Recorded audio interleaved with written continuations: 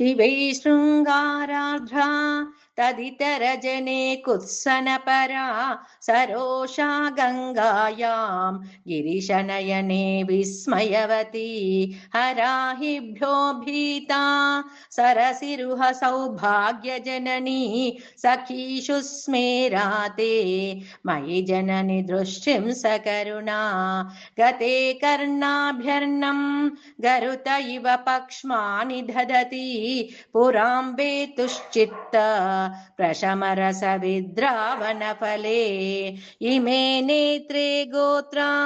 दरपतिकुलोत्तं सकलिके तवाकर्णाकृष्ट स्मरशरविलासं कलयतः विभक्तत्रैवर्ण्यं व्यतिकरितलीलाञ्जनतया विभाति त्वन्नेत्र त्रितयमिदमीशानदयिते पुनः स्रष्टुं देवान् द्रुहिण हरिरुद्रानुपरतान् रजः सत्त्वं बिभ्रत् तम इति गुणानां त्रयमिव पवित्रीकर्तुं नः पशुपतिपराधीन हृदये दयामित्रैर्नेत्रैः अरुणधवलश्यामरुचिभिः न दस्यो नो गङ्गा तपनतनयेति ध्रुवमयं त्रयाणां तीर्थानाम् उपनयसि सम्भेदमनघम् निमेषोन्मेषाभ्याम् लयमुदयं याति जगति तवेत्याहुः सन्तो धरणिधरराजन्यतनये त्वदुन्मेषाज्झातं जगदिदमशेषं प्रलयतः परित्रातुं शङ्के परिहृतनिमेषास्तव दृशः तवापर्णे कर्णे जपनयन पैशून्यचकिता निलीयन्ते तोये नियतमनिमेषाश्च परिकाः इयं च श्रीर्बद्धा चेदपुटकवाटं कुवलयं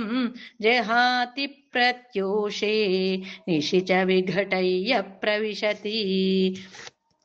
दृशाद्रागीयस्य दरदलितनीलोत्पलरुचा दवीयां संदीनं स्नपय कृपया मामपि शिवे अनेनायं धन्यो भवति न च ते हानिर्यता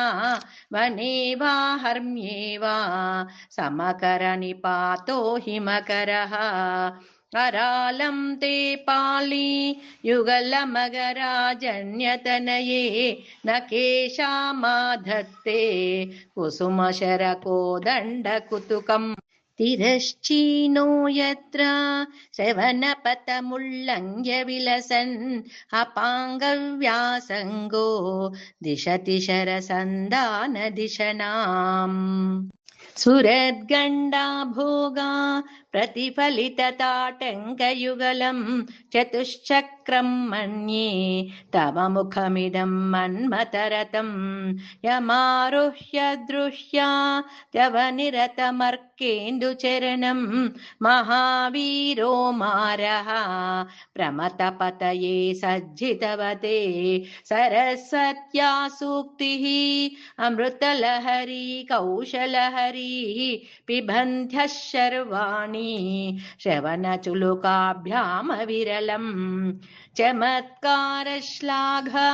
चलितशिरसः कुण्डलगनो जनत्कारैस्तारैः प्रतिवचनमाचष्ट इव ते।